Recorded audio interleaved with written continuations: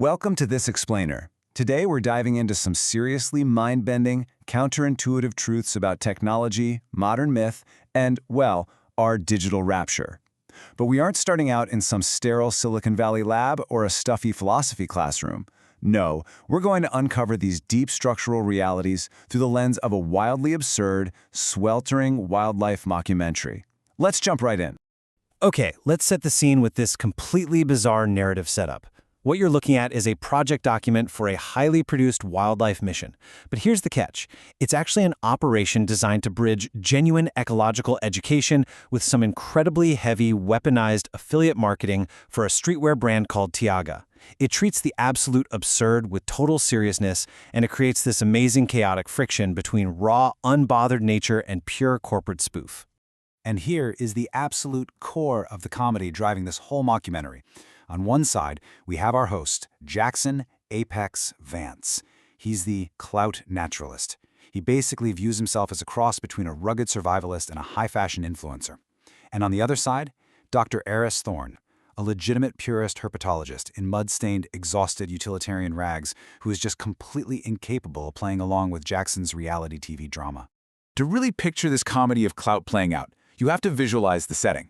We are talking about a 95-degree, impossibly humid Florida swamp. Dr. Thorne is just standing there carrying an old plastic bucket. Jackson, meanwhile, is sweating profusely in a pristine matte black Tiago tactical windbreaker. He's even wearing these entirely impractical multi-directional lug 0G boots. And he's whispering intensely to the camera as he hunts down a tiny, utterly motionless Florida scrub lizard.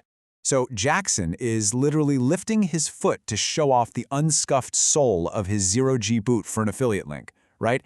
And Dr. Thorne just completely shatters his commercial performance with deadpan reality. She points out that this tiny lizard's primary defense mechanism is just sitting still. It isn't running away from his fancy tactical boots. It literally just thinks he's a very loud, brightly colored piece of trash. Which brings us to the painfully obvious question. Why exactly do you need tactical 0G boots to sneak up on a reptile that isn't moving? Exactly. It jars us right out of the illusion. It perfectly mimics those hilarious behind-the-scenes moments where a corporate producer yells "cut" on a supposed life-or-death tracking sequence just because a sponsor's logo got a little mud on it. At that point, the clothing completely ceases to be functional. It's just a commercial prop. Section 1. The incorporation of deception. You see, this whole comedic friction between authentic reality and commercial performance is actually a perfect symptom of a much deeper trap we've all fallen into over the last 15 years. Think about it. Jackson's tactical gear ruining the shot for click-through optimization is basically the modern equivalent of the mythological golden apple of discord. For the last decade or so, we were sold digital tools as this singular, beautiful prize for human connection. But just like the golden apple that triggered the fall of Troy, our technology is really a three-sided object. It contains the public gift we see, the insider trap of massive data harvesting, and a suppressed weapon of discord that's literally designed to fracture us while extracting value. Let's look at how this evolved. Between that pivotal window, opening around 2009, and the complete saturation we're experiencing today in 2024, we shifted. We went from merely being users of technology to basically becoming its biological hosts. We didn't just passively observe these digital narratives, we physically metabolized their old codes. We consumed these three-sided apples for so long that the deception is no longer external. It is integrated directly into our neural pathways. Section 2. The screen-induced rapture is already here. Now, this biological, cognitive shift brings us to a theological concept that our sources argue we've completely misunderstood for a very long time. When you hear the rapture, you probably picture some mystical flight up into the clouds, right? But our sources describe a modern, screen-induced rapture. And it is a distributed, low-grade, chronic phenomenon happening right now.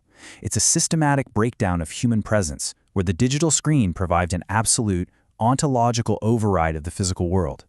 It's not about vanishing into heaven, it's about vanishing into the glass in your hand.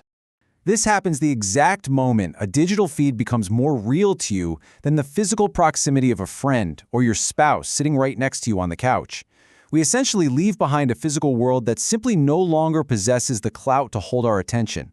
It is exactly like that producer prioritizing a pristine corporate logo over the living, breathing ecosystem right in front of her camera.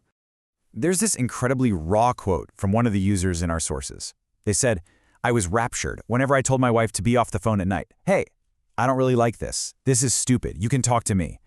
That right there, that profound interpersonal disconnection, that localized emotional isolation, that is the true manifestation of our digital rapture. It literally steals our presence from the people right next to us. Section 3. The digital scroll as the new prophecy. So how exactly do we stay trapped in this chronic rapture? We have to look at the tools holding our attention hostage, specifically the migration of ancient architectural archetypes into our very hands. We've essentially transitioned from the ancient scroll, the Megillah, to the infinite feed. In ancient traditions, a scroll was a technology of revelation.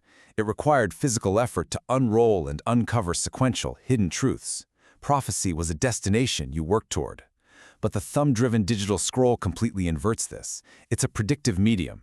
It generates this powerful illusion that a prophecy is always waiting for you, perfectly tailored by algorithms to trigger your next dopamine spike. Because of this setup, we become people of the scroll in a completely weird modern way. We've been turned into seers, kept in a distributed low-grade trance. Our neural pathways have literally been sculpted by the expectation of infinite downward continuation. The machine is always running, learning our psychological weaknesses and our deepest desires far better than we know them ourselves. Section 4. Your software is a cathedral and a cage. Now you might be thinking, well, hey, I use technology to be creative, to build my own legacy. But this algorithmic conditioning extends even to the highest levels of our creative expression, like modern digital audio workstations. Take a tool like Logic Pro, for example. It's built on what you could call silver-gray corporate architecture. When we create music or art, we are mapping our internal, deeply personal world onto these digital canvases, but we're doing it inside a space of corporate neutrality. And that neutrality isn't just a blank slate, it subtly coerces how we organize sound, how we structure our thoughts, and ultimately, how we map our very identities. We're facing this massive illusion of sovereignty. We think that by selecting channels and tweaking tracks, we're in total control of our creative output. But while we try to tell our inner stories, we're forced to use the exact same interface logic and the exact same gestures that make up our daily consumption of the three-sided apple. The studio is a cathedral for creation, absolutely, but its architecture reproduces the exact same structures of control. Section 5. The accidental education. Okay, but there is actually a way to see through all of this. There is hope for an accidental education, and it brings us right back to our sweltering Florida swamp and the unbothered reality of nature. As our mockumentary brilliantly shows us, true education only kicks in when the corporate facade just totally breaks down. It's the stark contrast between Jackson throwing around weaponized buzzwords like visceral biodiversity and Dr. Thorne holding her mud-stained plastic bucket. The unbothered, dirty apathy of the natural world entirely exposes the absurdity of the performative ego. The scrub lizard does not care about the multi-directional lug pattern of your boots, it just knows you're loud, and you don't belong. And that brings us to the ultimate takeaway of this explainer. If our digital feeds are literally rapturing us away from the people sitting right next to us, and our creative software is subtly coercing our identities, then we are in desperate need of a tabula rasa, a totally clean slate. So I want to leave you with this provocative thought to chew on today. If the tools we use are actually golden apples designed to fracture us, what rules, habits, and interfaces must you completely erase right now to finally wake up from the digital rapture?